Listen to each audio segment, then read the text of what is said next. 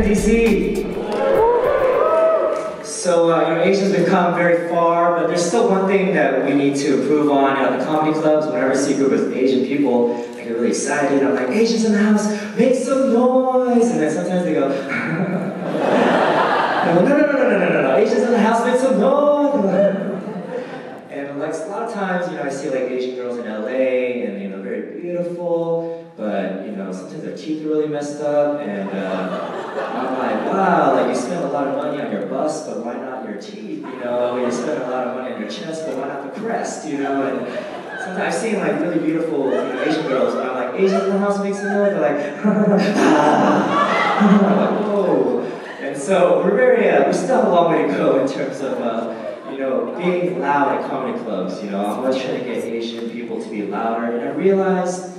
I DJ weddings all the time with one of my good friends, he's Latino, and he always makes these observations. He said, how come Asian people you like to rent the nicest places and you don't dance? Asian people don't dance unless it's pitch dark or unless everybody drinks a lot, And I told him, because we're the most self-conscious people. Like, we're very self-conscious, it's in our culture. A lot of times, we're at weddings, and we have to wait till, everybody, gets a little sip on, and then we have to turn the lights down, and then everybody starts dancing, and then he likes to mess around with all the Asian people. He likes to turn the light on, and everybody runs back to their table like, no, there's too much light.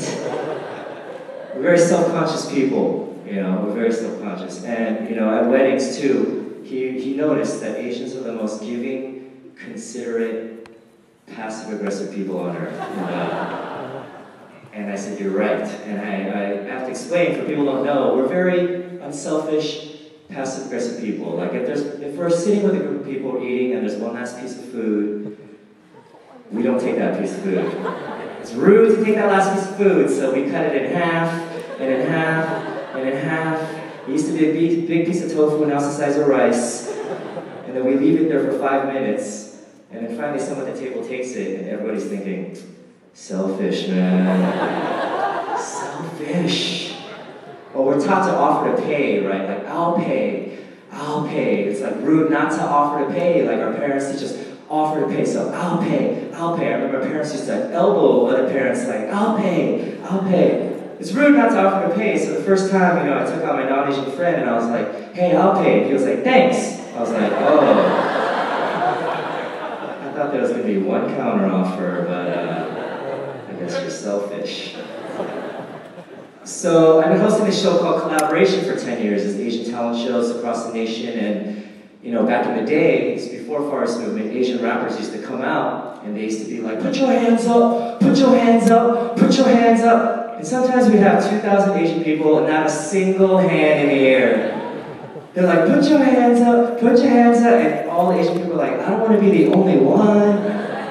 Because we're so self-conscious, right? Like, I don't want to be the only one. All the Asian people are so self-conscious. That's why if I was an Asian rapper, I would get everybody on my side. I would come out and be like,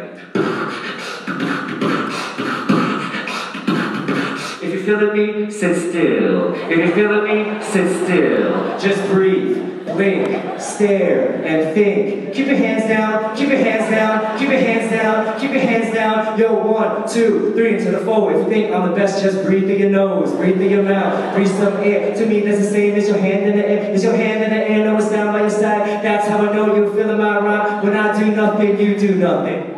Oh yeah, that's how my people do it. Take your shoes off and down now. Take your shoes off. Thank you very much. But not anymore, right? We're getting louder. I remember growing up, being the only Asian, in my elementary school, and it's hard, because all the kids would trade food. I remember all my friends used to trade food. It'd be like, oh, you have a Capri Sun? I have a fig Newton, let's trade. They used to trade food. It's hard for me to trade food. It's hard for you to trade food when you have kimchi, spam, and rice, and squid, and octopus, and seaweed, and there's like tentacles sticking out of my lunch. My friends were picking up snails off the ground, like, would you eat this one? I'll trade you this one. And I was like, no way! It's so crunchy. It's hard to fit in, I remember, some of my other friends had a rough, but I remember my friends used to make fun of me all the time. but they were friends. I know they're just teasing, but when you're the only one, it's not that easy. They used to be like, "Do you eat rice every day?" I used to hear that all the time. "Do you eat rice every day?" So my friends used to ask me, "Are you going to eat your pet dog?" And I used to just laugh it off. "Can I blindfold you with dental floss?" They used to always make fun of me all the time. And I realized, you know what though, kids are kids, because I have a kid, I see him play on the playground, and a lot of times kids they're just mean, right? Like, if it was Korea, and there was 1,000 elementary school kids, and there happened to be one new non-Asian kid, there's going to be a group of kids going to that new kid, and they might be like, "Round eye, round eye." And all the kids are like, "You're so mean." "Well, he's a round eye." They're like, "Come here, come here, come here." "Do you eat bread every day?" "Can I blindfold you with coins?" The point is, we're all the same, but it's hard when you're the only kid, right? And I remember all the kids, they used to play this game called Foursquare. Remember Foursquare? And you just basically lob this ball to each other in 4 squares, And there was one new Asian kid that came to our school, and when I lobbed it to him nice, all the other kids yelled out this rule called "No friendships." I was like, what? What kind of subjective rule is no friendship? How do you judge this rule? They're like, "No friendships, you can't be too nice, no friendships." I don't know how to reply to that, So when all the other kids lobbed it to each other, I was like, "Imperialism!" And I won because they looked up that word, and then I educated them. I was the skinniest kid. I always felt left out. They call me chopsticks, Indiana bones, chicken legs. And I just remember always feeling, left out, and growing up feeling self-conscious. But I realized for me, I made friends by being goofy, Some kids fought. I was just goofy, and everybody has goofy moments. Everybody in here, one thing I gotta say when I talk to a lot of people out here in DC is you're all smarter than me. That's all I gotta say, first of all. You're all smarter than me, better dressed than me, and you're much more, East Coast people are much more ambitious than everybody in LA. That's all I gotta say. Smarter, ambitious. One thing I do have to say though is when you do come to LA, you have to relax, because all my friends that moved to the East Coast, when they came back, I took them to Disneyland, and they were planning out their whole day in their BlackBerry and their iPad. I was like, "Yo, we're at Disneyland, bro." So ambitious. But everybody in here has a goofy moment. I hope you embrace those goofy, awkward moments. Everybody in here has had an awkward moment, when you say goodbye. After a show, you say this long goodbye to a friend, and you end up walking the same direction to your cars, Like, "Hey, it's really good seeing you." "Yeah, man, we had a really good time." "All right, let's catch up again sometime." "All right, you have my number, right?" "Okay, stay positive." "All right, I'll see you later."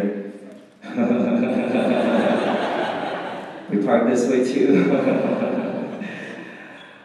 Yeah, it's a big parking lot. And then you find out you're parked right next to each other, and you end up long by again. "All right, it's good seeing you. Okay, you're on Facebook, right? Okay." That goofy laugh comes out. And then you pull to the red light, and he's there too. I got nothing to say anymore. Your goofy laugh comes out, and someone waves at you really big, and then you wave back, but they're waving at the person behind you, like, "Oh, I didn't even know that person. Why am I waving to strangers?" When you call someone, you forget who you called, you're like, "Hello?" They're like, "Hello?" You're like, who am I calling? When you go to eat with your friends and someone tells a funny joke, this happened to me once, very embarrassing. Someone tells a funny joke, and at that second, everybody is connecting eyes, except for you. You're like, "I'm so lonely."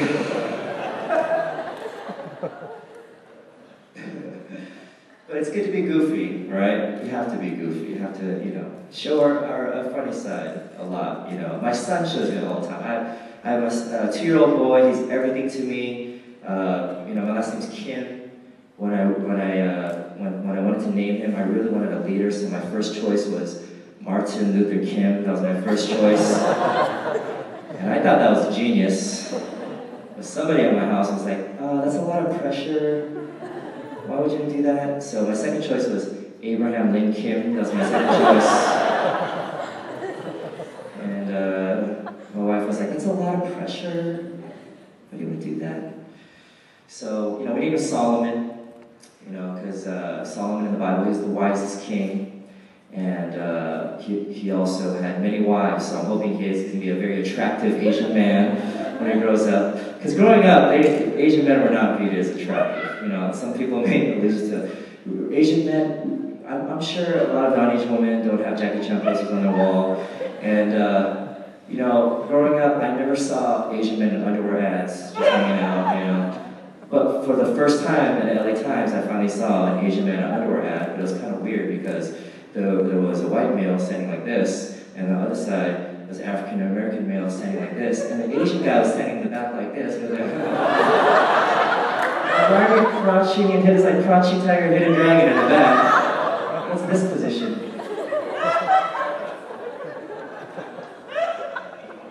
And all I gotta say is, it's not about size, it's about surprise. All right, that's all I gotta say. Asian men, we're coming a long way. And so, you know, I really, growing up, I really saw that, you know, for Asian males, it was like a big change, you know, because a lot of Asian males, you know, they started getting on TV, and, you know, it got to the point where America's Best Dance Crew, you guys know that show? Yes. We started dominating that show, like Asians, we studied dance like it's homework, I don't know, like weird. I know that's how some Asian parents are strict, you know, they just, B plus, oh, I'm like, what? That's how my dad was. He was like, it hurts me more than it hurts you. I'm like, really? Then why are you using a belt, Dad? I think it hurts me more. And, you know, high standard, but they, you know, a lot of Asians, we started dominating America's Best Dance Crew, and it was crazy because I remember I was in the Midwest one time, and I was at the airport, and this cute little boy, you know, non-Asian kid, he comes up to me, and, you know, my head used to be like shaved. He comes up to me and he goes, "Are you a Jabberwocky?" You know, Jabberwockies are the shaved-headed Asian, you know, dance crew, and I didn't want to lie to a little kid, so I looked him straight in the eyes. I took off my white mask and I said, "Yes, I am. Come follow me." Things are changing, and it's so exciting. You know, it's really so exciting to be part of it. You know, I started a talent show called Kollaboration 10 years ago. In the beginning, I didn't know where it would go, but all I knew is really wanted to provide a platform for Asian Americans to sing, dance, rap, you know, do comedy, and it just spread like fire. And the next time we had a show in Chicago, New York, Toronto, LA, Atlanta, DC. We had an amazing show in DC here, and it's just now in 13 cities. And basically, everybody just believed the mission statement was empowerment through entertainment, just to provide a stage for Asian Americans to you know, express themselves. And that's exactly what we're doing here tonight. And that's why I really want to thank, you know, Comcast, Mnet, you know, APAICS, KPAC, Congresswoman Judy Chu, Congressman Mike Honda, for just providing that stage to continue on, because it's so empowering. And my father, he came to this country specifically for that. And my dad came to this country with a few $100s in his pocket, and he always said, "Pursue your dream." And he raised 5 of us, and he passed away last year. And I talk to him more now, and I feel like I can't even do anything. I feel like he's watching everything I do. If I make mistakes, he's like, "What are you doing? Focus." You know, I didn't come to America for that. You know? But he's my hero, you know, and I truly believe, you know, that's what America's all about, is, you know, working hard, going for your dreams, and providing for your family. And so I just want to thank my father for that. He always said, everything happens for a reason. Everything happens for a reason. I grew up, you know, always hearing that everything happens for a reason. And I used to always wonder, like, does everything happen for a reason? Like when you're home alone and you stub your toe for 3 minutes, you're like, when the pain goes away, you're like, what was the point of that, God? I don't understand. There's 3 minutes, I'll never get back. My dad was a preacher. My dad came to this country, started a church with one family. He grew to 3,000 people in 20 years. Like, he was a preacher. That was his life, you know. He always said, everything happens for a reason. But in 9th grade, I remember at church, in front of everybody, I slipped and I fell on my face. And I didn't just fall, I was laughing like, oh, I was laughing. And then I fell on my face, and then I knocked out my front 2 teeth right here. These are fake. My mom was like, go to Korea to replace it. You should never go cheap on your teeth, alright? These are permanent fixtures in your mouth. So I went to Korea, came back, thought it was all good. 21, my friends took me to a techno club with neon black light. All my other teeth were glowing except for these two teeth right here. I looked like an Asian jack-o'-lantern all night. I didn't know. I was dancing, oh, everything happens for a reason. My friends were like, close your mouth. You're embarrassing us. What is going on with your mouth?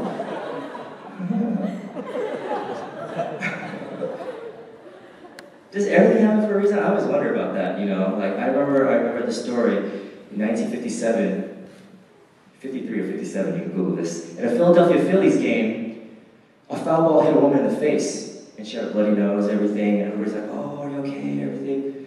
The very next pitch, foul ball, hit her in the face again. This is never gonna happen again, ever. And you know, when she went home and she was lying there, and she was like, does everything happen for a reason? Why did this happen? And you know, I'm the last of 5 kids. I have 2 older brothers, 2 older sisters, and they're all 2 years apart. And I'm the 5th. And I'm 10 years apart from my next brother. So I feel like an accident, you know. So growing up, I always felt like an accident. And I remember in 6th grade, I went to my dad, and I'm like, Papa, am I an accident? He said, there are no accidents in God's kingdom. Only regret. College costs so much money. But I love you, Dad. He's my hero. I mean, everything must happen for a reason, and that's why we're all here today. I know a lot of you have worked so hard, and you work hard for your families, everything, but there has to be a reason, and there's a reason why we're here in America, greatest country on earth, to pursue our dream. And that's why I'm so thankful that, you know, I had no idea where I was going. All I knew was my dad's heart, my mom and dad's heart. They sacrificed everything for me. Even though they did not want me to do comedy, they always asked me, you tell jokes? We sent you to college, you tell jokes? All I know is that it would lead to somewhere. And then Julie came one day to a stand-up comedy show that I did and asked me to be a host for Mnet, which is, for me, is a dream come true. I felt like crying. And I just feel, it's just proof that, you know, if you work hard, that good things will happen, you know, if you really work hard to pursue your dreams. So for that, I just want to say thank you all very much, and thank you for my time up here. Thank you so much.